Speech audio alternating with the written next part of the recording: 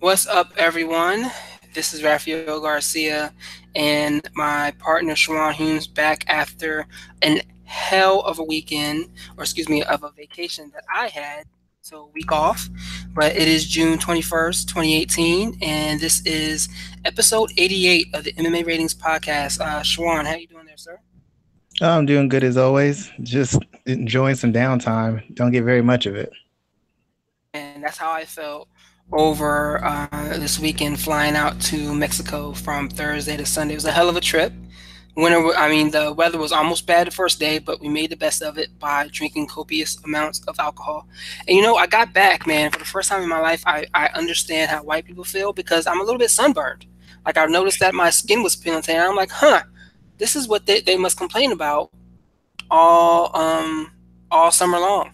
Yeah, my kids actually went over to a friend's house and they were out sitting in the sun and their friend's mom was like, "Y'all should put some sunscreen on." They're like, "We don't get sunburn. We're black."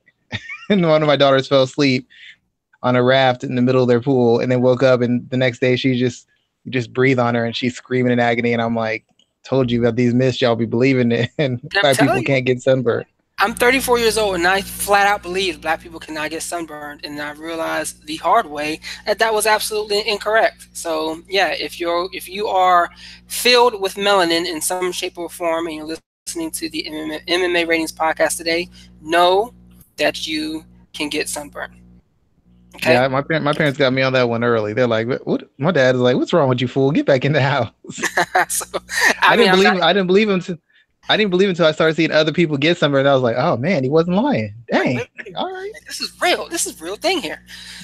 So anyway, man, like I said, we got a lot to talk about this weekend. We got a card that's going on right now over on NBC, PFL 2. We will be talking about that because there's some interesting pieces of content there I want to pick up on. Chris Wade, actually, UFC veteran Chris Wade actually lost a unanimous decision in the second fight of the night, and that kind of jumped off the page to me. But either way, Yeah, I still think a got lot a of UFC guys thought they were just gonna have a cakewalk in this tournament. They don't understand that those lower weights, a lot of guys are there's a lot more UFC level guys at the lower weight classes than there are, light heavyweight, maybe middleweight, light heavyweight on up. yeah, definitely. I mean, there's a lot of good MMA out there, not, and we're seeing that more and more beyond just the UFC. But we have that to talk about. We have UFC 132 to talk about. Excuse me, UFC Fight Night 132, which is going down this weekend over in Singapore, and we also have some news pieces to talk about as well. So just wanted to go ahead and jump into this. I wanted to start with a conversation around one David Branch.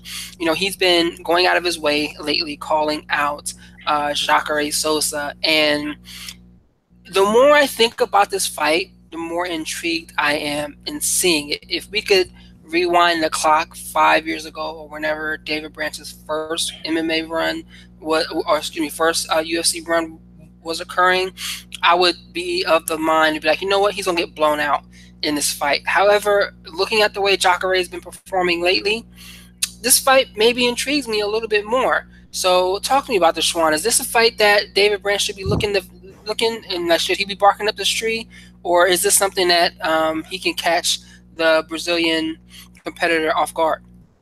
I think it's a smart fight for him. I mean, Jacare's one of the bigger names in the weight division, and more importantly, Jacare, even though he's still on the fringe of the elite, he's actually on the decline. He's not as athletic or as durable, nor does he have the stamina that he used to have prior to the past couple years. So he's at the position where David Branch actually has a fair shot at beating him. The one caveat would be that David Branch in that fight with Luke Rockhold still showed that he has an issue with explosive guys and athletic guys. And Jacare, even though he's declined, would still be considered one of the more elite middleweights as far as his athleticism and his physical strength. So what Luke Rockhold did to him, Jacare could very well repeat that feat. But if there's ever time to go after Jacare, now would be the time. A fight I'd like to see would be I don't really think Jacare wants this fight. I don't think he's going to go for it. It's a lot for him to lose right now. He's a contender because he lost to Gastelum. Gastelum's only had one loss at middleweight. Losing to Branch is a whole different type of circumstance as far as the effect it has on your ranking and the effect it has on where you're placed in the middleweight division. So I can't see him taking this fight. I don't think he wants it. It doesn't really make a lot of sense for him. But as far as Branch, it's a smart move. Jacare or Chris Weidman would be the two guys I'd be going for, the two most vulnerable guys and the two of the most more decorated guys in the UFC middleweight division. And you said something pretty interesting there because this is a smart rankings fight for Branch. He's currently sitting in position number 7, while Jacare is sitting at 5, and above him is Gastelum, Weidman, Rockhold, and Romero. And I think this is the right route for Branch to take because, especially with Brad Tavares falling out of the fight against Israel Adesanya, I wouldn't pick Branch against Lyoto Machida. And then looking at the remaining 15, you got Uriah Hall, Paulo Costa, Thiago Santos, Antonio Carlos Jr., Elias Theodoro, and Christoph Jokto. And I don't think Branch wants to be the gateway for any of those guys to break into the top 10. So looking at Sosa right now, I think it is the right move from him for a rankings position because I think he can get this win, and then I doubt he ever finds himself in a position to get a title shot unless if it's like a freak injury or something like that. But he could use this fight to break into the top 5 if he was to get a win. Well, it's not just a matter of getting a win. It's how much would a loss damage you? I mean, there's losing a fight to a top 5, top 10 fighter, and then there's losing a fight to a guy who's outside the top 10. Losing to Jacare isn't any shame, especially if it's a competitive loss. Losing to anybody outside the top 10 or definitely someone ranked beneath you does a huge disservice to your reputation and to your ranking as far as how the fans perceive you. I mean, depending on you put 5 or 6 wins together, that's great. But if they're over nobodies, the fans aren't going to get on your side. Dana White's going to undercut your success, and it's hard to make your point that you should be considered elite. You have to be a name, or you have to be competitive with the name. That's why it's a no-win situation for Branch. He beats Jacare, he takes a step up. Even if he loses to Jacare, but it's a competitive fight, he still takes a step forward, just a smaller step. That fight with Luke Rockhold, he got finished and pretty much dominated after Luke Rockhold got him to the ground. But a lot of people were still hanging on to the fact of what he did to him for those few moments on the feet when he had him on his heels and possibly had him close to going out. That did a lot to build back some of the luster that he lost in losing to Luke Rockhold. People were like, well, he had him out. He was close to finishing him. So that still was something he could spin. If you lose to one of these other guys, you can't spin that, competitive or not. When you get to a certain ranking, it becomes a crapshoot when you take certain fights. That's why all the fighters become matchmakers once they get into that top 10, top 5 area of ranking. And you said something about fighters becoming matchmakers because now we have Chris Weidman trying to position himself for a title shot against Robert Whittaker, who just earned another split decision win over Yoel Romero. And to be honest with you, I hope the UFC decides to go with Kelvin Gastelum instead. Yes, Chris Weidman's last fight was the win over Gastelum, but he has not fought since. I think that was early 2017, like July or something like that. Since then, Gastelum has defeated Michael Bisping, former champion, and he also defeated who else did he beat? He beat Jacare. Jacare, you're right. So he defeated a former Strikeforce champion and a former title challenger here as well. So I hope that they give, let's say they do give Gastelum Whittaker and somehow Kelvin wins that, then I would be okay with Chris Weidman getting a title shot, to kind of flesh that out, that they've already fought once before. But I don't want to see Chris in the title picture right now. I want to see him take a fight and actually get a win and look good. So maybe having him and Rockhold fight it out again if Rockhold doesn't really go back to 205, or having him fight David Branch, maybe something along those lines. Let's see him get back into the cage and actually look good before he's thrown back into the top of the division. Yeah, I agree. He's trying to politic his way. He's kind of doing what Tyron Woodley did. You get a big enough win, and then you kind of sit out and wait to see what happens. The difference with Chris Weidman is Whittaker's hurt now. So Whittaker isn't going to be fighting probably anywhere near in the next year or so. There's no way that Chris Weidman's going to be able to sit out for a whole year holding on to his spot, especially when he has been active in like 6 to 8 months. So there's he even if he is in close position for a title fight as we speak at this moment because he beat Gastelum and Gastelum's on this 2 fight winning streak. The fact of the matter is it's going to be another 6 to 8 months, and that'll by that time Weidman won't have fought for over a year, and there's no way you're getting a title shot when your win was a contentious back and forth fight over a year ago against the current champion who's been the most dominant fighter in the division, pretty much cleaning out the division from the seventh ranked fighter all the way to the champion.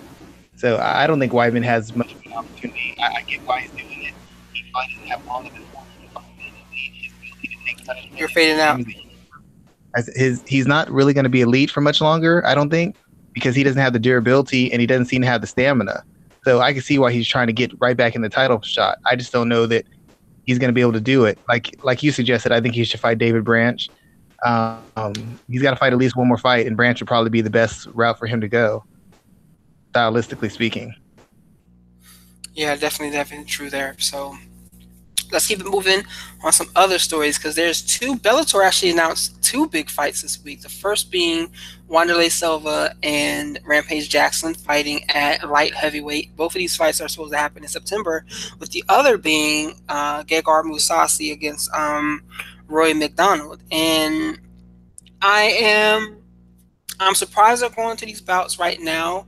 I get the Wanderlei Rampage one. It has cachet, it has name value, even though both of those guys are not who they once were. The McDonald Mousasi fight, I think this is a fight for the hardcore base. Neither one of these guys are really stars.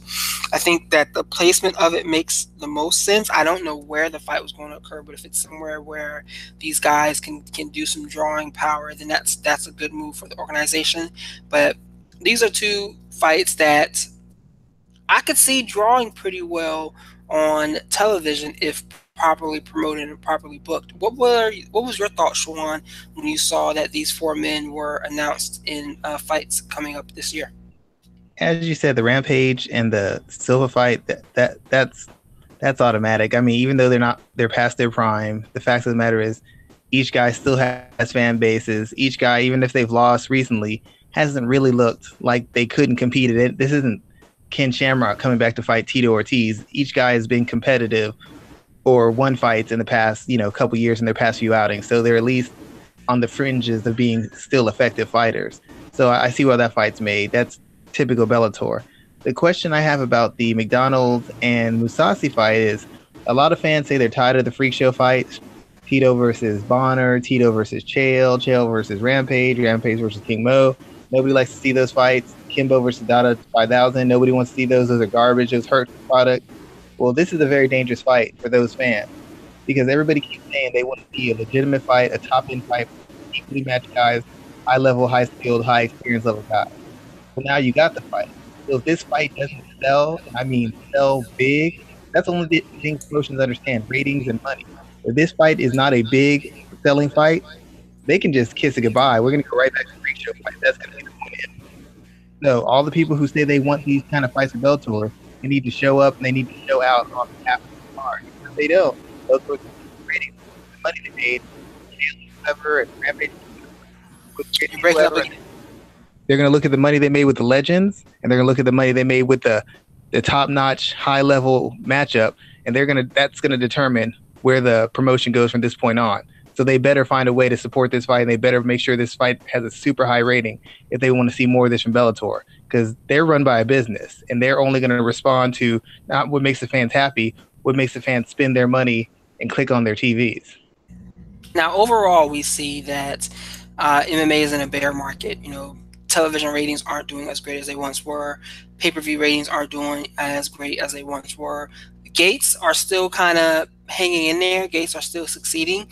From a business standpoint, is this the best 1-2 option that Bellator has to offer at the top of a card? If let's say they don't announce any other big name fights and they put other guys throughout the rest of this docket, is this the biggest 1-2 punch that the organization has to offer right now?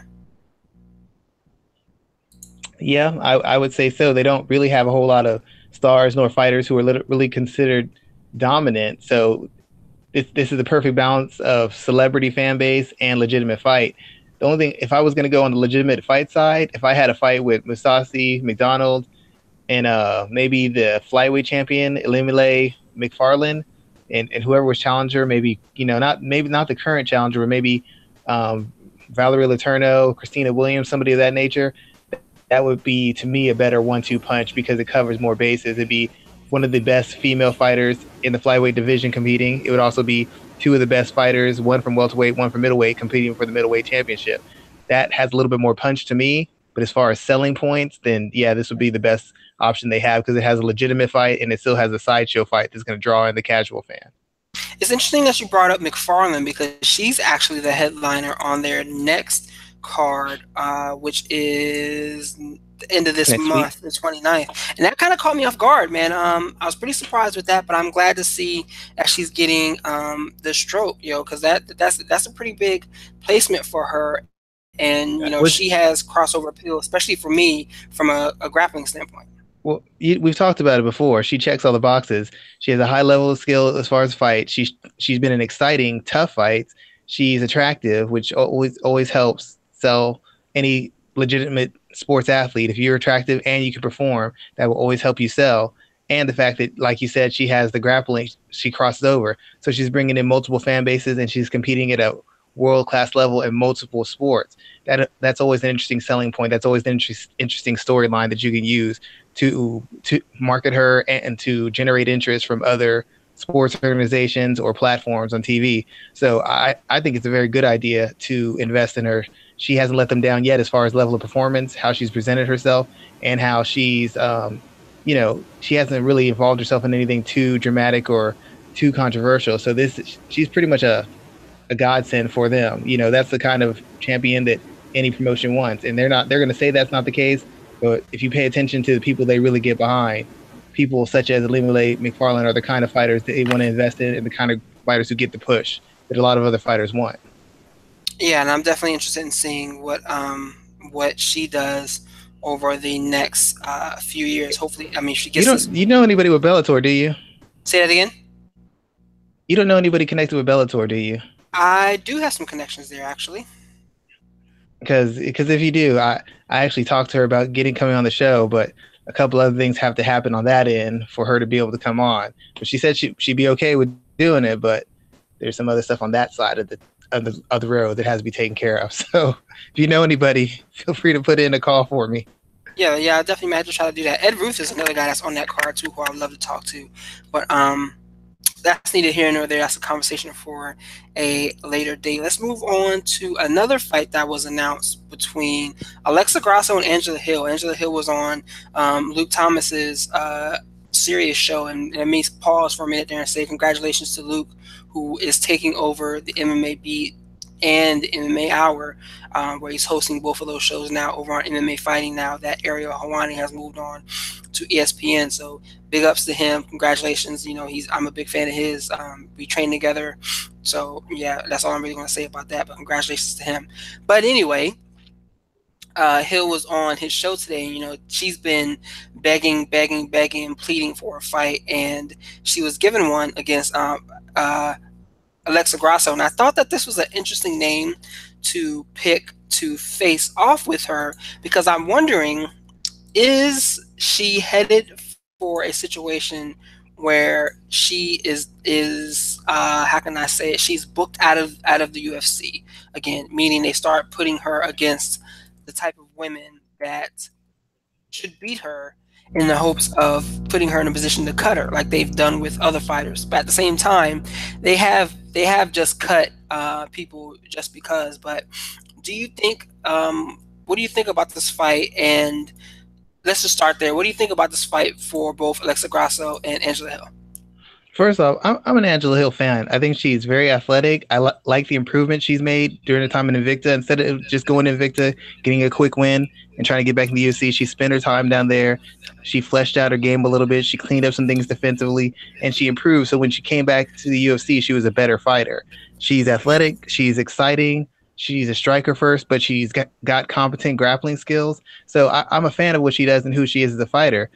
Especially her character. She's got a great personality, easy to talk to, approachable, funny, quick-witted. But the thing about Angela Hill, she complains about not getting certain fights, and she complains about not getting certain opportunities. But the fact of the matter is, she has gotten big fights and she has gotten opportunities. She just hasn't been able. She's been able to compete. She has not been able to win. It's kind of like when Felice Herrick said, "Well, it's not fair. Paige Van Zandt is getting all the success because she's the pretty girl." You lost to Paige Van Zandt. She beat you within an inch of your life. If you would have beat her, you'd be where Paige Van Zandt was, fighting Rose Namajunas and being a fight or two away from the title, instead of being where you were, having to build yourself back up through the division because you lost to somebody who everybody recognized was a great talent, but was criminally underskilled. So Angela Hill was in a fight of the night with Jessica Andrade. She was competitive, but she lost. She was in a fight of the night type fight with Ansarov. Competitive once again, lost. She fought Rose Namajunas in her first turnaround, was quickly submitted. So she's had big name fights. She just hasn't been able to close the deal. So at times when she says she's overlooked or she's not given opportunities, I can't take her really seriously because the only real win she had was over Emily Kagan, who wasn't a UFC level type fighter, and Ashley Yoder, who was barely a UFC type fighter. And then she beat Marina Moroz, but everybody who saw that fight had a lowered opinion of both Moroz and Hill after that fight because it was so uneventful. This is a great fight for Hill because it's an interesting style matchup. Grasso likes to strike. She likes to strike. She's probably got better tools, more tools than Grasso. Grasso's probably got a little bit better boxing and is probably the better overall grappler. And it's a big name, so that if she beats Grasso, it's going to get her some burn. It's going to get her some opportunities. But once again, if she loses to Grasso, as you mentioned, this could be one step closer to being cut because Grasso is a good style matchup. So if you're losing matchups where you're getting the fight where you want to get it, and against somebody who's not a top-end wrestler or grappler, you should be able to pull these kind of fights out. The thing is, Angela Hill has never been able to win these kinds of fights, except against Moroz. Moroz was on like a 2-fight losing streak. So while it's the fight she wants, it's going to get her some run. It's going to get her some attention. It's a dangerous fight because Grasso is bigger. Grasso, in my opinion, is more durable. And I think Grasso might not be a better defensive wrestler, but she's a better offensive wrestler and offensive grappler. And being that I think Hill's best weight is actually atom weight instead of straw weight, and this is based purely on how people react to her shots and how she reacts to getting hit from people in this weight class, I think there's a very good chance that Grasso could kind of walk her down, rough her up, work some takedowns in there, and beat her by decision. The only question is going to be, is Grasso going to be mentally locked in and engaged in the fight, or is she going to be kind of in and out the fight and let Hill take over and outwork her and out-hustle her in a similar fashion to what Felice Herrick did, because Hill's capable of doing that.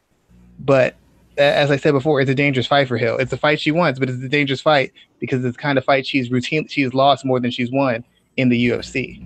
Yeah, and that's what I am very intrigued about because I want to see. This is an important fight for her because it's a fight that if she loses, I wouldn't be surprised if the organization got rid of her after just one loss, even though she's only beaten one ranked person. She's only beaten one ranked person. She's fought multiple ranked people. She's only beaten one.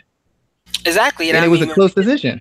And we can point to other women who have struggled in the same way and continuously get opportunities, but Angela Hill does make the most noise. How many? Yeah, exactly. How many of them talk as much as she talks? Like Felice Herrick got away talking like she talked because she was on a 4 or 5 fight winning streak. Angela Hill's on a 2-fight winning streak, and before that, she was only on a 1-fight winning streak. Angela Hill's not on a 2-fight win streak. She is 1-1. She won. She defeated Marina Moroz, but she lost to Nina Ansaroff back in November. Oh, okay. So she's not even on a multiple fight winning streak, but she's routinely saying, "I want better names. I deserve a higher ranking." Based off of what? And I'm not saying that to insult her, but you get ranked based off of the results you do. If you did terrible work, you wouldn't get jobs, so people could say you're terrible. If I did terrible articles, people would say that, and then they could go with that. She's getting less than stellar results, but demanding top-notch, elite, first caliber opportunities, and yet she has not been able to pull the trigger on any of them. So it's very hard for me to take her seriously past a certain point when she's not getting it done, but she's getting the opportunities. You can't get the opportunities and lose and then complain. True that. Yeah, and I'm really interested in seeing how she does in this bout as well. I was pretty intrigued. Let's touch on the Dana White Contender Series last night. I did not watch, but I did see that that all 4 men all 4 competitors who fought did get contracts. What did you think of the fights last night? And fill me in because I was unable to catch it. I didn't watch it super closely. the contender series is very confusing to me because at first I thought whoever won got offered a contract, but then I see guys who I would offer who I would think get contracts not get contracts. Some days he signs one, sometimes he doesn't sign any, sometimes he signs everybody, and it's frustrating watching it. Not that I wish ill on anybody, but sometimes I don't see the difference as to why he signed this guy. These four guys got contracts, and other guys who put on, in my opinion, credible fights did not get contracts. It's the one thing that kind of takes me out of the flow of the show because I just don't know. I don't understand the standards or the requirements to get a UFC contract based on the show. I thought it was just to win impressively, to show skills and show experience and savvy. But I've seen guys who've done those things not get opportunities, and I've seen guys who had wins that I thought weren't really all that impressive get signed, and it doesn't make sense to me. Yeah, it's like the guy who landed that kind of like that hooking sidekick last week on the card that Greg Hardy was on, Oh, and the one he who didn't get retired. signed. Yeah, yeah, he Yeah, immediately retired after the fact because I guess that was kind of like his last shot. So it's like you wonder what are the criteria for getting a UFC contract through the Contender Series? Is it all based off of Dana White's assumptions? Is it all based off of his whims? Like, I would love to hear more of that insight and of that conversation as to who gets contracts and who does not. yeah. I hate to say it, but it seems like if you have a certain Q rating, you kind of on a fast track. Greg Hardy, we knew if he won, he was gonna be in. Who's the guy who from World Series of Fighting who's gonna be fighting on there? Newell. We If Newell wins, he's probably gonna be in. It's weird. It seems like guys. It's Sean McCall. What's his name? Sugar Sean O'Malley. He had sort of a buzz. He had sort of a fan base outside of things. If he won, he was in. There's like certain people who have that out, who have certain charisma or appeal. They're going to be in. Everybody else is just a crapshoot. You could have an exciting fight. You could be competitive. You could be dominant. It doesn't matter. I guess if they don't see some outside earning potential in you, there's a very good chance that you're not going to get any further ahead. Because I thought that guy who won last week should have been in, and he clearly was not. You know. Yeah, definitely. And that kind of stood out to me. But Greg Hardy did get signed. We didn't get a chance to talk about this last week because I was out of town. But what are your thoughts about that? Is that a signing that should have been made? He doesn't have enough legitimate fights to really say that he's UFC caliber. But there's two things. One, the UFC, the heavyweight division all around the mixed martial arts is super thin and it's super shaky. You got guys in their early 40s still in the top 5, top 10 rankings, which shows you how little turnover there is. So they need fresh blood. Second of all, and I've said this before, and I think you agree with me on this, that's an example of real life world class athleticism. There's people who think that Cain Velasquez is a world class athlete and Fabricio Verdum is a world class athlete. If you saw what Greg Hardy did, even if you didn't think he showed a high level of skill, you can't front on the power, you can't front on the body control, you can't front on the athleticism and explosiveness of the shots he threw and the shots he landed. I mean, and there's tons of guys like that walking around in the NFL right now who have that kind of ability who aren't fighting because there's not enough money in it. So that's just an example of what we could have if there was more money in mixed martial arts. The last point, I'm not really a biggest fan of not giving people second chances.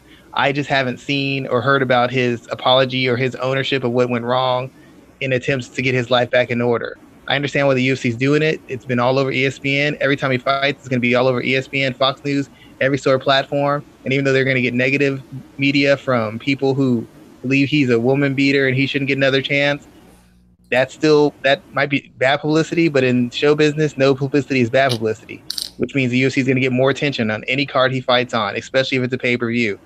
So I understand why they do it. I don't necessarily agree with it. I'm going to assume they had a talk with him and he really convinced them that he's a better person and a new person. That's what I'm going to hope. But given how the UFC's acted before, I can't really be too strong in that thought process. Well, you said a couple things there because first and foremost, Greg Hardy has had a second chance. His second chance was getting signed by the Cowboys. His third chance was getting signed by the CFL team that picked him up. So he's had second and third chances. This is his fourth, maybe even his fifth. So, you have to wonder how enough is enough. Yes, he is saying all the right things. His teammates are speaking highly of him, and we can't. Yes, the legal system played out. He was not charged, or he was not. He did not serve jail time for the issue. He was charged. He was, I don't know if he was sentenced, but he definitely was charged. The charges ended up getting dismissed because the victim did not show up. But you have to wonder at what point is enough, and if enough negative coverage of this is enough to get the UFC to change their mind. I don't think it is, but it's going to be a conversation point that people will be having for some time. Yeah, there's one more thing I wanted to address. Like, I just thought of this. The UFC has a couple female fighters who've been the victims of domestic abuse, domestic violence. So it's kind of like you have employees who have been in that situation and could suffer some sort of mental or emotional trauma from having to be around someone or constantly see someone who's on a card with them who's had that history.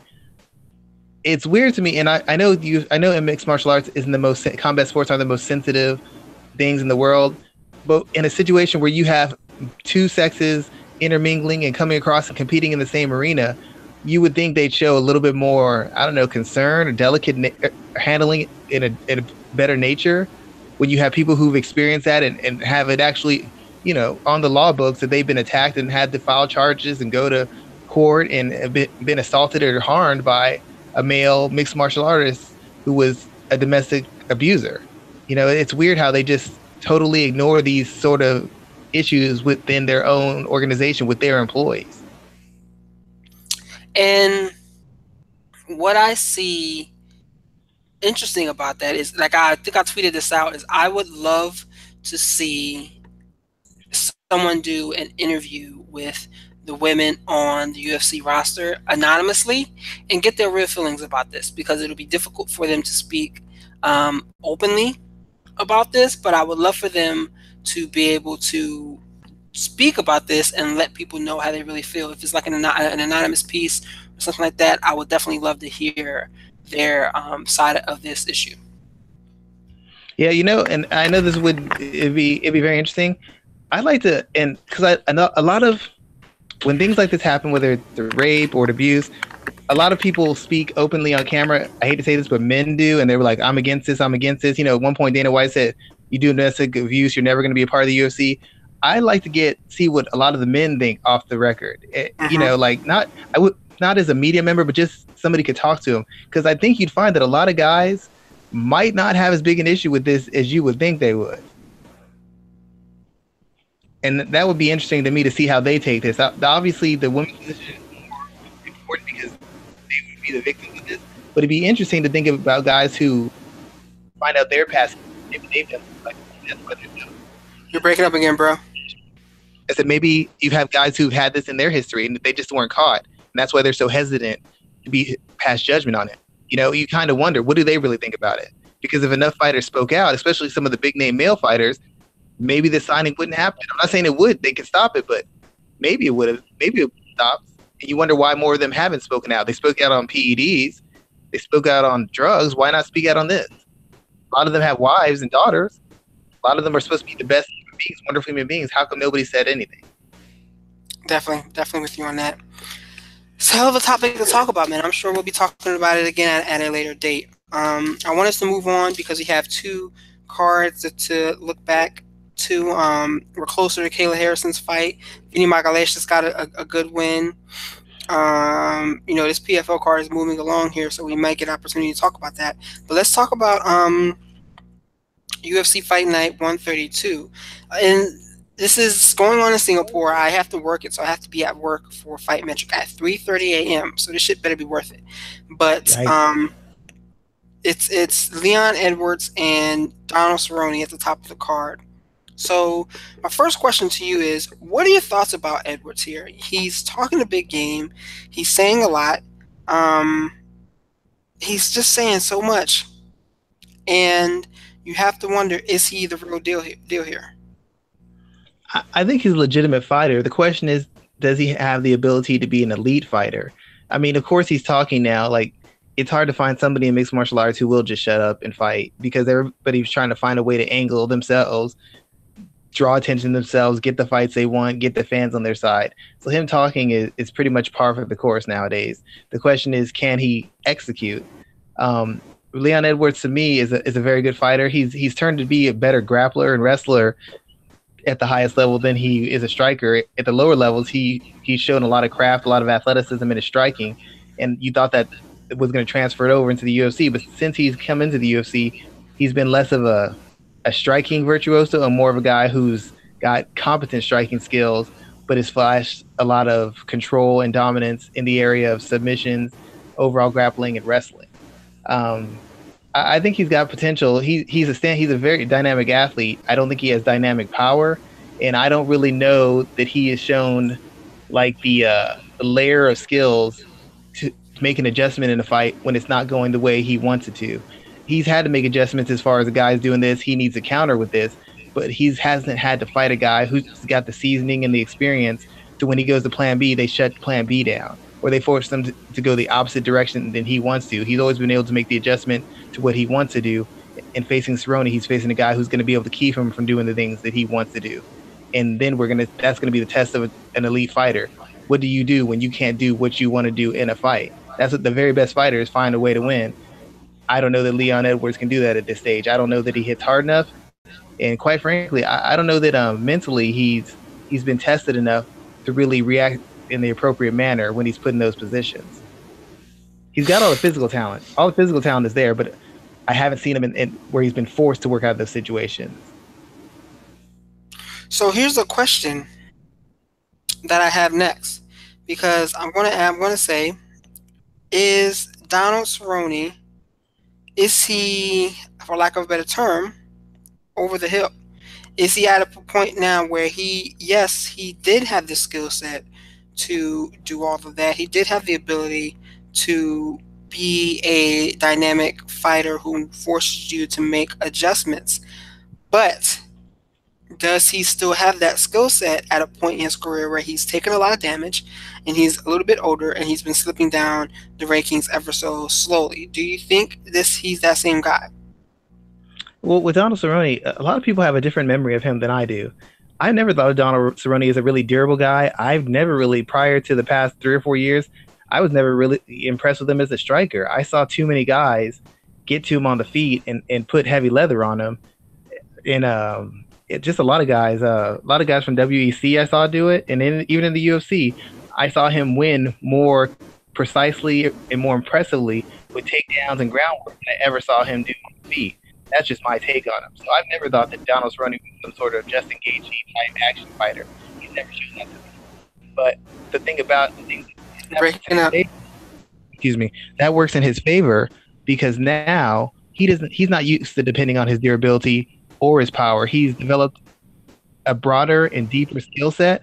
His striking actually is the best it's ever been, in my opinion. His footwork's better. He doesn't push his punches anymore. They have snap on him. He can make the adjustment as far as starting a little bit faster instead of being a slow starter.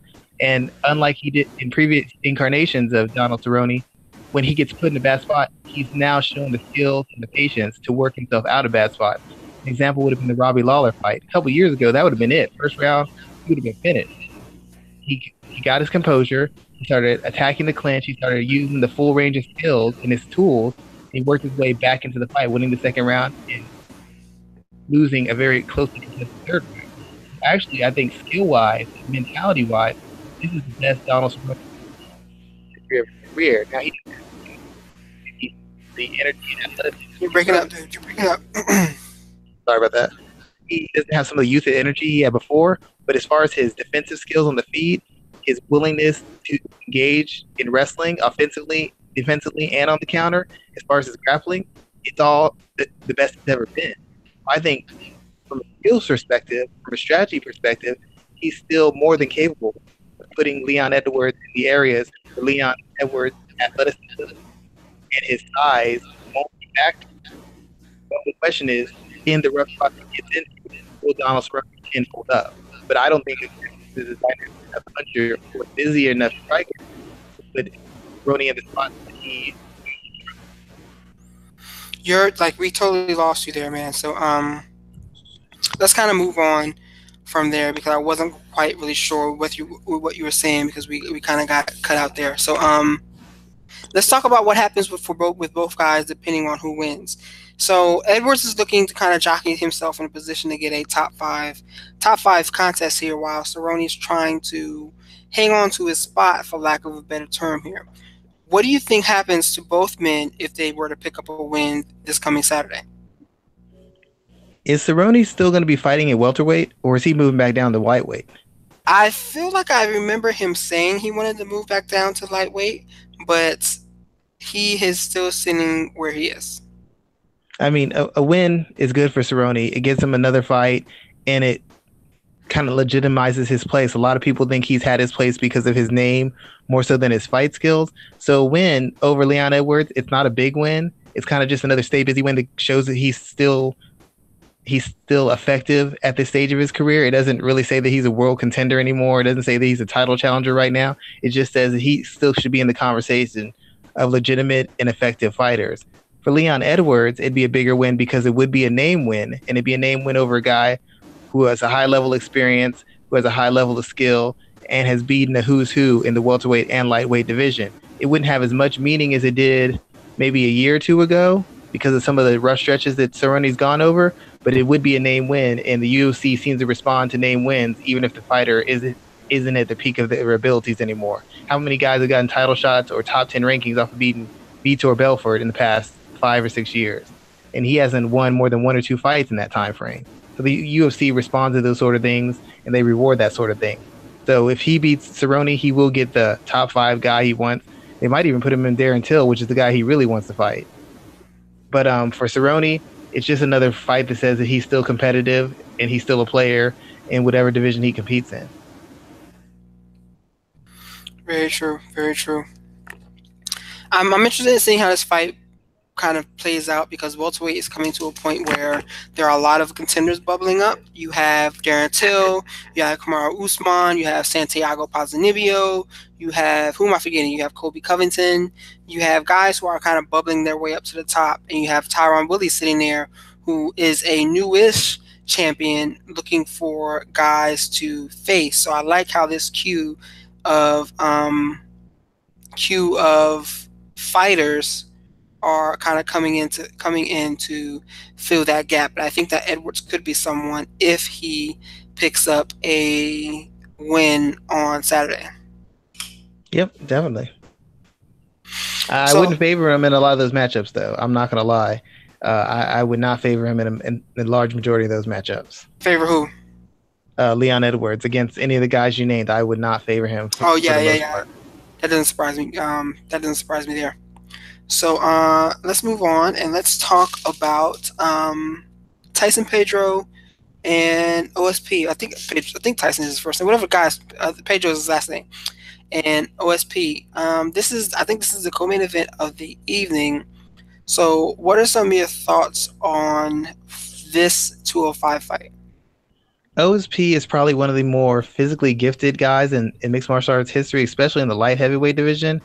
And I just feel really bad that he never got with a better camp. I've said repeatedly that with his physical tools, because he's got limited ground skills, he's got limited wrestling, he's got limited striking, but even with all that, just based off of physical durability and athleticism in his frame, he's been able to be consistently one of the top 7 light heavyweights in the world at one point, maybe a top 5, top 4 light heavyweight.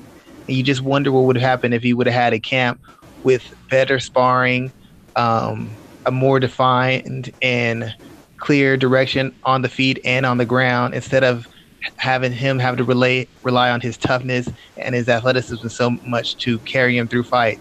Actually had a good corner and a good camp that could set up well-structured strategies and well-structured systems of striking and grappling to maximize his physical tools instead of using them as a crutch to get by. I'm always going to wonder what OSP could have been, because athletically, he's as good, if not better, than John Jones. He's comparable to Daniel Cormier to a degree. And he just never maximized his abilities because he was never with the camp that could put him in a position where he's forced to develop and maximize his abilities. Unfortunately, that's what I think is going to be the problem for him against Pedro, because OSP, while a good striker and powerful striker, a lot of his best work is done with his kicks. He doesn't show the greatest punch defense, nor does he show the best punch offense. He stands a little bit too tall in the pocket, and he admires his work a little bit. So he's going to be there for that return fire. And when he gets pressured, his footwork kind of falls apart. And when you take his kicks away, if you can counter them or take him down, essentially he just becomes a heavy bag on the feet. He can always pull out submissions on the ground. He's shown that tendency, but he doesn't really have any sort of structure or flow to his groundwork that you can depend on when he gets put in bad spots. If he physically can't take it, then he won't find a way to win the fights because he doesn't have the skill sets to navigate rough waters when he's put into them. And he's been beaten too many times due to a lack of IQ. I don't know that Pedro is the highest IQ fighter, but I know he's very physical. I know he's still in the prime of his career. He hits really hard, and he's willing to engage in firefights and willing to engage in fast pace fights. Usually that's a bad recipe for the guys fighting OSP, but against a guy who, in my opinion, right now is a better athlete and a more durable fighter, I'm pretty sure that he stops them within probably a round or two. Worst case scenario, he just beats him up to a decision.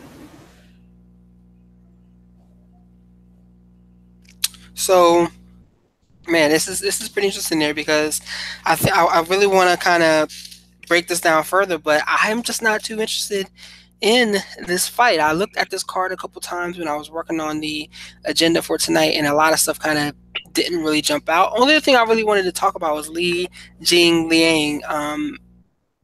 He's a guy who came off of Tough China, and they really wanted to kind of promote this guy to the sky, but he didn't quite translate into that at first. He's been doing better as of late. Is Jing Liang the face that the UFC needs for MMA in the East?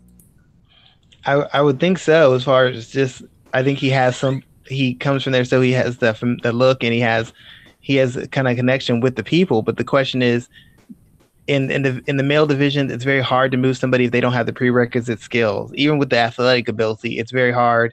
In the women's division, you could have a Paige Van Zandt, you could have a Kaylee Coran and have some success. In the men's division, it's so deep and there's so many competitors that you can't just get by on athleticism and you can't get by with subpar developing skills. And I don't know how many guys they can put him in with, legitimate guys that can give him the opportunity to develop to turn into a legitimate face for the UFC. I mean, they can do all the marketing and back him up, but you can't control the fights. It's not like wrestling. You can't control the fights, and you have no idea what level he's at because he doesn't have the best sparring nor the best competition coming up as a fighter. So yeah, it is as a face and just a person, sure. But as far as legitimate fighter who's a face, it's hard to tell because I still don't know what level he's at, and I still don't know how good he can be because he was so far behind the curve when he came into the UFC level of fighting. True, I'm not going to argue with you that there. There was one fight I wanted to discuss really quick. It's a women's flyweight fight between Jessica Ai and Jessica Rose Clark. Is that Saturday? Yeah, that's on the Singapore card. Oh, okay. I totally missed that one. Yeah, the only reason I would discuss this is because even though Rose Clark didn't make weight her first fight, she's in theory got 2 fights. She has 2 wins in the division, and both of them were fairly high profile. Anytime you beat Paige Van Zandt, that's a big story. And second fight, she was a co-main event when she fought Beck Rawling, and she beat her, and that was a big story as well because they were fighting in Beck's neck of the woods. Beck is sort of a name and a character in mixed martial arts, so it's 2 big wins over 2 big personalities in the UFC. In theory, she should be not too far from a title fight herself because if she beats Jessica Ai, that's 3 fights. That's 3 fights in a row she's won in the division, which has got to put her ahead of anybody except for maybe Shevchenko, who hasn't even really beaten a legitimate competitor, and maybe Modafferi and Honchak, who after in the next 2 weeks, one of them's going to take a step back in the rankings either. So it's a very important fight because you're starting to see the division solidify, and Jessica Rose Clark is right in pole position to be a potential title challenger. This is a dangerous fight for her because she is fighting Jessica Ai, who is coming off a win. But in the past couple of years, Jessica Ai's had 1 fight after out of 6 fights, she's had 1 win. So if she loses this fight to Ai, even though Ai is on 1-0 in the division, fans still recognize that Jessica Ai hasn't been elite for a while, at least not at bantamweight. And the image it presents, her losing to Ai, even if it's in a competitive fight, in my opinion, is going to set her back 2 or 3 spots in the division at the very least, and leapfrog Jessica Ai 4 to 5 positions in the division at least. So it's a very risky fight, and it's another example of where you have a fighter who's on a win streak, who's got some name recognition, is getting some attention, and is putting an opportunity to be elite, an opportunity to be a title challenger on the line to face a person who's nowhere near a title fight and who doesn't have at the moment, doesn't have the reputation that says that they're an elite fighter. We saw it happen with DeSantos when he fought. We saw it with DeSantos and Ben Rothwell. Rothwell was on the rise, losing to DeSantos, and you never hear from him again. So it's a very interesting fight that she took the fight, and it's a very risky fight because she's risking a top 10 ranking to fight somebody who's lower ranked than her and who doesn't have a lot of momentum behind her at this moment. So let me ask you this then. Do you think a win for her places her above Sijara Eubanks? A win for her does not, because Eubanks beat Murphy, and Murphy, if I recall correctly, was in the top 5, having beat Honchak. So that win over Murphy is actually one of the best wins outside of Nico Montano beating Roxanne Modafferi. I don't think another flyweight has beat a highly ranked fighter as Lauren Murphy was at the time when Sijara beat her. So Sijara beating Murphy essentially to me puts her above everybody except for Montano. I mean, to be quite honest, in my opinion, that puts her ahead of everybody else. Jessica Rose Clark winning this fight, it doesn't really do much for her because Jessica Eye is 2 spots below her. If she struggles in a fight, it's going to make her look bad, and it might let her keep her position, but it's not going to move her up. And if she loses this fight, she's going to go down 2 or 3 spots, and Jessica Eye is going to move up 2 or 3 spots. It's a better win. It's a better win for Jessica Eye than it is a win for Jessica Rose Clark, and that's not a disrespect to Jessica Eye. She's a very capable fighter, very athletic fighher, but she's had some inconsistencies that have affected people's opinion of her. She's still capable of winning this fight if she's mentally locked in. She's a better athlete. She's a more experienced fighter. She's fought the better resume of opponents. She should beat Jessica Rose Clark, but Rose Clark beating her does nothing for her, in my opinion. It's just another win that keeps her in position. She loses though, or it's a close win, it will impact her ranking. And right now, as far as my opinion, I think Nico Montano should fight Sijara Eubanks before she fights anybody else, because Valentina Shevchenko fought an unranked flyweight who wasn't UFC level. I don't think you should get a title shot based off of that. That's funny. That was actually going to be my next question there, because I was curious as your thoughts as to who should get the next title shot. Yeah, it's Eubanks. Eubanks is beating the best as far as the rankings go, because the rankings in the house kind of related to the rankings in the division. All the people who stayed in the UFC from the house got certain rankings. Murphy beat a high-ranked fighter in Honchak. Sijara had beaten everybody in the house, so she's already beat higher-ranked fighters, and she beat Murphy after the fact when Murphy had her top 5 ranking. I don't know anybody else who's had a higher-ranked win in the flyweight division. The only person close to it would be Honchak, and Modafferi have a chance for that. But even Jessica Clark, she hasn't beaten top-ranked flyweights. Valentina Shevchenko fought a nobody in the flyweights. Justine Kish lost, but she wasn't fighting a top-ranked person either. So the person who's leading in the clubhouse to me is Sijara Eubanks. Plus, she was previously the supposed title challenger. So to me, she's got a bunch of arguments to demand the title fight before Shevchenko.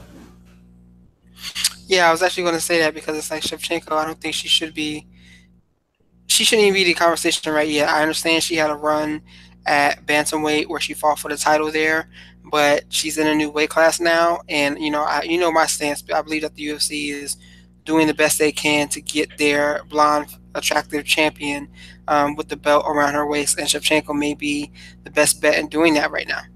Well, I would have understood if she won the title and then dropped it and moved down. That would make sense to me. But out of her last 3 fights, she lost 2 of them. And she lost into the champion. She lost into at the time, the future champion. Now she lost to the current champion. I don't understand how that instantly gets you a title shot at a weight class below. Like when Frankie Edgar dropped a weight class, I understood because he was a former champion. Valentina Shevchenko is a former title challenger. That puts her no further ahead than Roxanne Modafferi, another person who challenged for a title shot who lost. So while I like Shevchenko, she's a very good fighter. I don't understand her argument where she feels she can demand a title fight off of what she did. She fought a person who showed no resistance, no sort of skill set, no sort of IQ or situational awareness. Why am I supposed to be impressed by that win? The win over Eubanks is a better win than that. Rose Clark's win over Rebecca Rawling is better than the win Valentina Shevchenko had. I just don't understand her argument. I don't understand her or her management. I don't understand anybody who's a fan of mixed martial arts getting a title fight. If you like her, that's fine. But tell me what she's done as a flyweight to justify having the title. Whether you think it's fair or not, in flyweight, she's done nothing. She's got to get me at least one legitimate win before I can even take her seriously as a title. That stands with me right now. You there, Schwan? Yes. Yeah. So I agree with you on that. I agree with you on that because I think, as I said, she's being put in this position based on the male gaze, as you know that Bloody Elbow article talked about. The male gaze has really kind of helped elevate her to this position. But I don't think she should get the shot over Sajar, just definitely because she had that weight cut issue.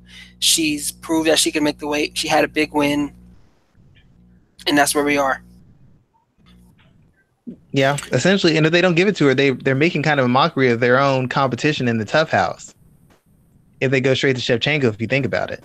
Yeah, I definitely agree with you on that. And one more thing before we switch, because I know we need to go. We're not saying Shevchenko is not a top fighter or an elite fighter. We're saying she has to prove it and do something impressive before she gets talked about as a title challenger. She can fight, but she isn't shown that she can fight against resistance at the flyweight division.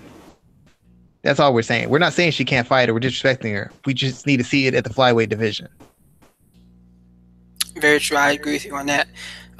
Let's talk about PFL right now because the card is going on right this minute, and I'm looking forward to some of these fights on this card, especially I want to see what Kayla Harrison does in her first professional fight. Let's see where we are in the card right now. I think Honey Marks is about to fight. Honey Marks is about to fight Sean O'Connell. But let's talk about the four fights at the top of the card. We have Will Brooks looking to prove that his UFC run was more of a fluke than people are expecting. And he's fighting Luis Firmino, a guy who hardcore fans will recognize, but mainstream fans will not. And who's a really tough competitor here. Brooks is listed as the favorite, but I think that's a mistake. I think this fight should be closer than a lot of people are expecting. So break this fight down for me real quick. What do you think about this main event? It's a good fight. Firmino's a tough guy. He's got a good balanced skill set. There's not really a spot there's not a spot that Will Brooks can really take advantage of him. Brooks isn't a good enough striker. He's more of an athlete, willing striker than he is a technical, well-schooled striker. And while Brooks has a wrestling advantage somewhat based on his physical strength and athleticism, I think the grappling should essentially be equal as far as both fighters go. The reason Brooks is being favored is because Brooks is the younger guy, he's the fresher guy, and currently he's faced and beaten the better opposition. I never know what to think about Will Brooks because I was never the biggest fan of his coming in. I knew some of the guys who trained with him, and my concern was that he was a little bit too much athlete and not enough developed fighter. I saw a guy who could control spots and can get into certain spots based off his style and his physical strength. I didn't see a guy who had layered striking. I didn't see a guy who had really layered or advanced groundwork. The wrestling was good, but it wasn't what I would consider world class or really super technical. I thought that there were a lot of fighters who could stop his takedowns. I thought a lot of fighters could take him down, and I felt there were a ton of fighters who could exploit him on the feet. So the struggles he had in the UFC weren't really all that impressive, weren't surprising to me. It was surprising how far it went. I figured when he got to the elite level, he'd start having trouble. I didn't think he'd have trouble at the mid-tier level. Or if he had trouble, I think he'd find a way to win, and he wasn't able to win at the mid-tier level. So to your question, I don't understand why he's such a favorite, even though that the Firmino has a lot of mileage on him, even though he hasn't been facing the best opposition. The fact is you never know which Will Brooks you're going to get. You just never know. And even though he's got the ability to beat anybody in the world, he's also showed the inconsistency to lose to anybody in the world. And he's done so repeatedly. So I don't see how anybody could be that sure that he's going to win. Outside of him being a former UFC fighter and a Bellator champion, based off what you see on tape, I don't see how anybody's that sure that he wins any fight. Yeah, definitely. I'm not sure how anyone can really see that. Can I ask you a question? As a grappler, do do you find his grappling particularly stand out? Like, I'm just speaking from my point of view. I don't find his wrestling or his grappling to be anything like special. It's good for control. It's good to win rounds and score points, or if he totally outclassed somebody. But I don't see anything where if he was fighting one of the better fighters in the division, he could get takedowns whenever he wants, or he could control the guy for as long as he wants. That's not what I see when he fights. Brooks, no. And the thing that kills me the most is that he's a wrestler. So, but he doesn't use it. He doesn't use it effectively. Last time he actually used it effectively was when he threw Michael Chandler on his head. Outside of that, it's like nothing this guy does really stands out to me, and it's really kind of disheartening because I was expecting much more out of him when he made his jump to the UFC, but it just did not come together for him.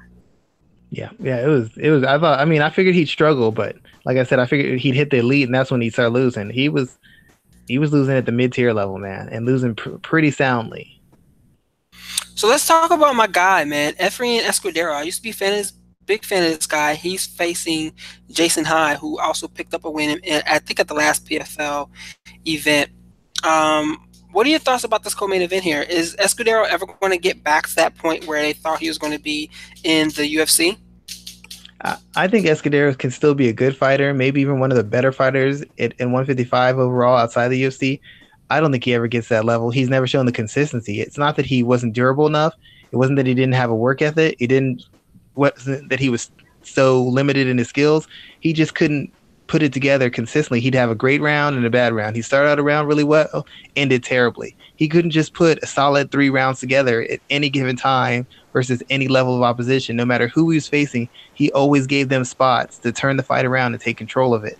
And that's just not the sign of an elite fighter at all. Part of being elite isn't just having elite talent. It's being elite in your consistency.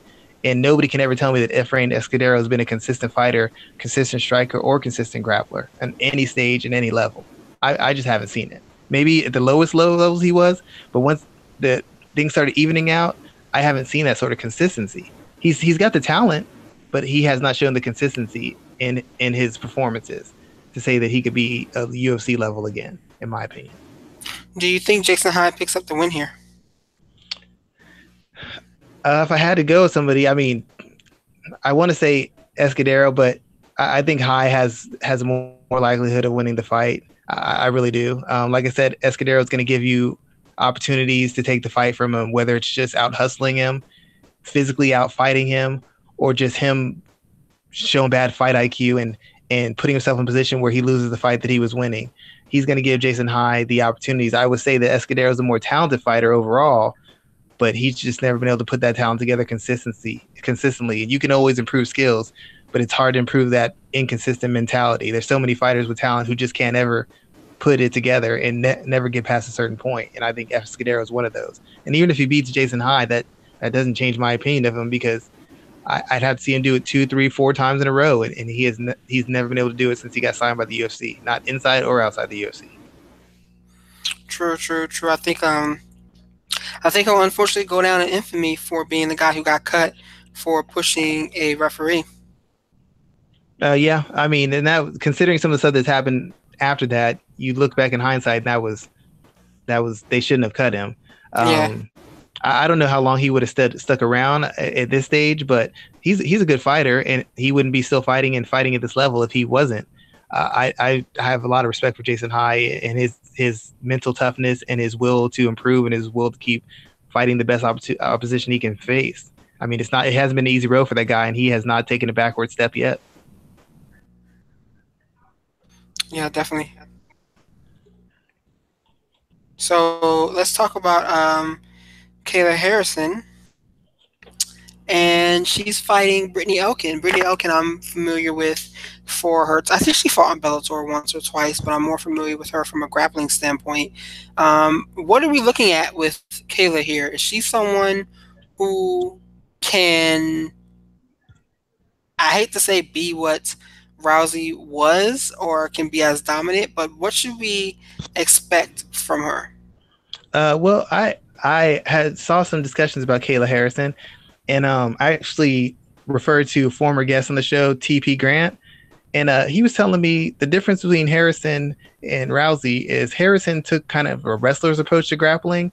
In the judo, she's not she's not a big high amplitude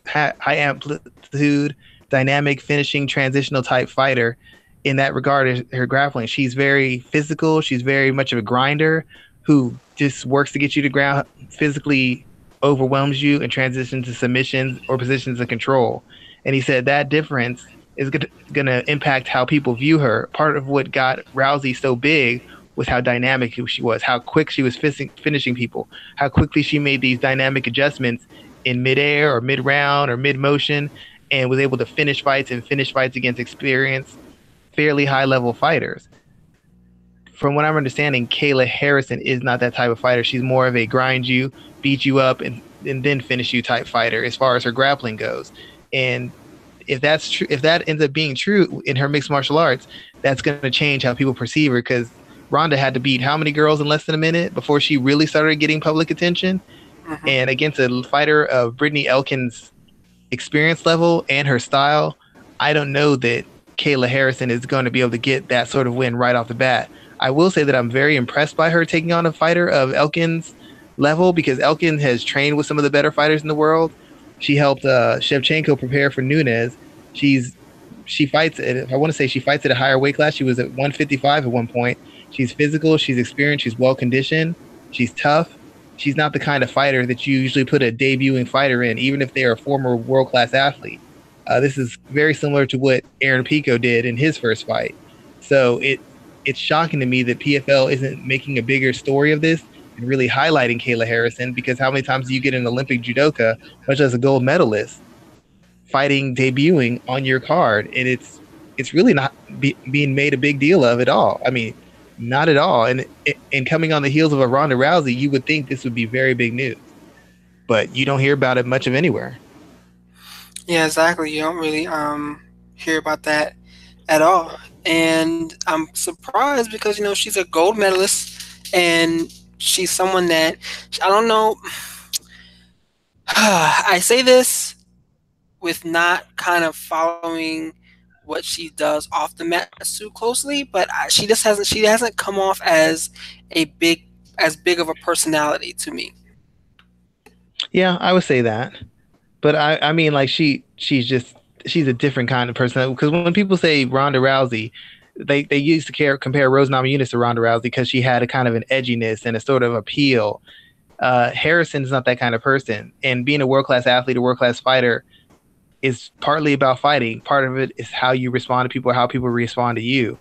From what I've seen of Harrison, she doesn't have that edginess. She doesn't have that say anything type personality that's gonna draw people in or set people on fire with reactions to what she's saying or doing. She seems like just a person who's a professional who wants to fight and to test herself. And while that's very honorable, it's not the kind of thing that draws fans in. I mean, there's a certain segment of fans who pay attention to that, but those fans don't buy pay-per-views. Otherwise, those type of fighters would be bigger in this day and age, and they're not. True, true, true. There. Let's see. Is there anything else that stood out on this card I wanted to talk about? Rashid Yusupov, however you say his name. He's undefeated. Tell me about this prospect, Schwan. I know you know about him. Really, the thing about it, I haven't seen him in. I've seen some of his stuff. I haven't seen him in a to a level of composition that I find capable of really testing him. So it's hard for me to gauge. He seems very confident. He seems athletic. He seems like he has a lot of dynamic ability, but I don't know how good his skills are because he hasn't been facing the kind of guys who can match that athleticism and once again put him in positions where it's got to go skill for skill, strategy for strategy, move for move. And until I see that, I'm always a little hesitant to say this guy's legitimate. This guy has got great grappling. This guy's got good wrestling. This guy's got great striking because I have to see it where the gap isn't so tremendous. So you can actually see what happens when they have to go to plan B or make an adjustment on plan A. And I haven't seen enough of him having to do that for me to say that he's a prospect that I need to keep an eye on outside of him just being a talented, confident prospect. Now, do you think this being a big man's division will help him? Yes, I mean it will. I mean, as we stated before, the divisions aren't the deepest, and that allows some opportunity for some growth because there's not a lot of top end competition up and down the divisions. Like lightweight is tough from number 1 to number 51. The higher you get, the less the less true that is. Starting around middleweight, it starts going from number 1 to maybe number 15. You get higher than that, it's 1 to maybe 7. You get higher than that, it's 1 to maybe 5. So it gets a lot harder, and that's going to give him a lot of leeway to grow and a lot of opportunities to showcase the talents he does have. But you won't really know what he has until you start facing him against legitimate guys who got the experience and some of the tools to push back when he pushes on them. Mm-hmm. Yeah, I think. I mean, you saw what Ngannou the first time he faced resistance, whole nother fighter. Up until then, he was a destroyer. And then what happened? Somebody pushed back. Somebody didn't let him do what he wanted, and all of a sudden he didn't look nearly as devastating or dynamic. Yeah, so we'll see. We'll see what kind of happens there because it's an interesting guy to watch, and I'm wondering if he's a product of his competition or if he's someone that's really gonna break through. Yeah, I mean, that's really what it comes down to. It's a difference. Like you watch traditional sports, I watch traditional sports, and where people disrespect them, they say they're so much easier than combat sports. But the thing about it, basketball, baseball, hockey, they have a deeper pool of talent than any combat sport. So even though it's not that you don't have the trauma getting punched, kicked, choked, or thrown, you're facing a higher level of opposition of talent on every level from the time you're in fourth grade to the time you get to pros than any other sport because you have so many people competing in that sport and so many people with the physical talent to compete in that sport. That's not the case in mixed martial arts or boxing or even some of the Olympic sports. As big a pools they have, football, basketball, all the other sports have an even wider one. So the level of talent is just so much more competitive. And in that regard, traditional sports are more difficult because you're facing more guys on your talent and skill level on a regular basis than you do in other sports. In football, there's tons of heavyweights who got skill and athleticism. Mixed martial arts, we barely have any light heavyweights or heavyweights who have skill and top level athleticism. Something else about the PFL I wanted to talk about is whether or not it's going to stick around. I was talking about this the other day at Fight Metric with some of the guys I was there talking to, and I hope that this organization does stick around. I hope that they find a way to be successful, to keep these seasons going. We know, they used to be World Series of Fighting. They did a couple of events before launching this first season. This season is expected to run all the way through December 31st this year when the championships occur. But I'm all about diversity. I'm all about there being other options. If you guys don't know, I cover professional wrestling as well. And one of the big narratives right now is the fact that the industry, everyone knows of the WWE, but the industry is growing outside of that, where guys are making opportunities for themselves outside of that promotion. So if PFL can become something for fighters who are no longer in the UFC, then we'll have PFL, we'll have Bellator, we'll have Ryzen, we'll have ONE FC, we'll have Combates America. So we're slowly in the right direction where there's more opportunity for the big question is going to be, can they keep the talent though? Like, it's good to have new talent cycling in. That's always great. But the thing that separates the UFC from everybody else is they have depth in each division and they have familiar names in each division. They have 1 to 10, maybe 13 guys who even casual fans are aware of as fighters. In all these other organizations, they have maybe 1 or 2. And as soon as those guys get on win streaks, win a title, make a couple defenses, they're on to the UFC. So it's hard to gain momentum when you're constantly cycling through champions and challengers, and you see them 1 minute in PFL, the next season you see them in the UFC. That's what takes away from the legitimacy and the credibility of these organizations. They don't have guys turning down the UFC at the peak of their powers, choosing Bellator, choosing the PFL. Will Will Brooks be even in the PFL if he was winning in the UFC? No, he wouldn't be. And same for a lot of fighters. We've got to see them keep these guys and have those defend titles 2, 3, 4, or 5 times. We had to see guys pick PFL, Bellator over UFC. When the public starts seeing that, that's when you start gaining traction. But as long as even though you're getting guys who are still close to their peak, but guys who are on losing streaks or guys who got kicked out of an organization, it takes away from any heat you would get from signing that big name, because you still know that big name was on a losing streak at the big time. At the big time, they could hack it at the big time. Exceptions being someone like Benson Henderson and a few other people who were on winning streaks when they left. Lorenz Larkin. Those signings had a little bit more weight because they were still competing at the highest level. Whereas guys like Ryan Bader have proved they couldn't compete at the highest level in the UFC, but now at this level, they seem to be thriving. that kind of impacts how the fans see it. So they've got to keep these guys, develop them, and keep them moving forward, and not just lose them to the UFC or Bellator at the first drop of a better offer. Interesting there. Let's see. I think that's it for today, man. What are Okay. you working on this week, and what should we expect to see from you on MMAratings.net and everywhere else? First, on MMAratings.net, I'm actually doing a women's fight. It's going to be over the Valerie Letourneau versus Christina Williams fight.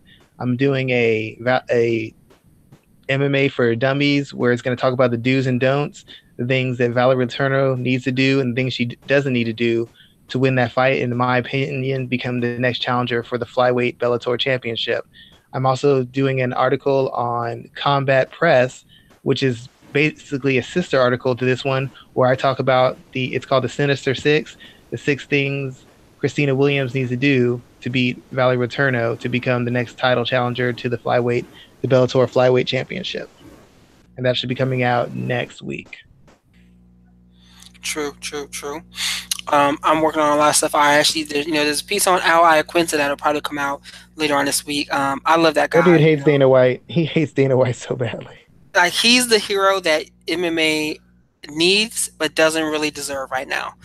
You know, I Um, respect that guy because he had a problem, and instead of whining and keep on fighting, he said, "I'll take this last fight.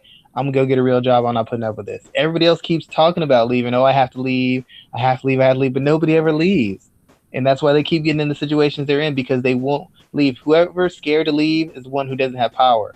UFC has power because they're willing to lose you. The fighters have none because they're not willing to lose their spot in the UFC until they're kicked out. And Quinta said, "To hell with this. I'm gonna go get a regular job, make more money anyways, and I'll come back if I feel like it." That's what he did. So you have to respect him. Definitely, and he's drawing a line in the sand. He's going to do what he wants, and there's nothing you can fucking tell him about it. And that's really kind of how it is. Like there's nothing you can tell that man, and he's not going to be about his life. So I definitely appreciate that dude. Yeah, I respect him. A ton of respect for him. I'm not the biggest fan of his always, but gotta respect how he's followed through on this instead of doing a lot of the talking that everybody else is. Everybody complains. Nobody's been willing to walk away except for him and Leslie Smith. So I respect for them because they put their careers on the line for on behalf of fighters who essentially wouldn't spit on them if they were on fire when it comes down to going against the UFC. So props to both of them. I have a huge amount of respect for their courage and their consistency in handling this. Very factual points. Very factual points. Um, let's see, and that's really it, man. I have nothing else to add. Yeah, let's go ahead and close it out. That's it. Tell everybody where they can find us. You can find us on SoundCloud, YouTube, and iTunes. First three places you should always look. Once again, thank you for listening to us. We will be having some interviews coming up very soon. And if you have any questions or issues you want us to discuss in the show, contact me at Black Jordan Breen or Rafael, Rafael, because acting like you're Brazilian, Rafael at R Garcia I Sports on hate that. Twitter. There's very And few things I hate more than that. Rafael Garcia. Oh, that's rough, man. I'm sorry. I'm sorry. You can contact us on it. We love to talk about the sport, and we love to address issues that you fans find interesting because you don't get paid a lot of money for covering mixed martial arts. We do it for the love of the sport and for the love of the fans who are interested in the sport. So if you have things you want to discuss, come to us and we will discuss them. Definitely that. And also be sure to go to MMAratings.net and rate the fights. It's one of the only places where you can tell us what you really think about each and all the fights. So tell us exactly what you want and tell us how great you thought the fights were, because this is where you'll be able to do that. Yep, your opinion matters over here. And not a lot of sites can say that.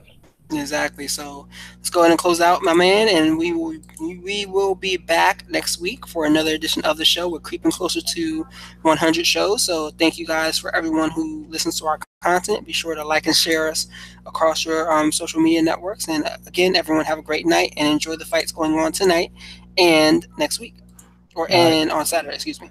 Yeah, good night. Have a good evening.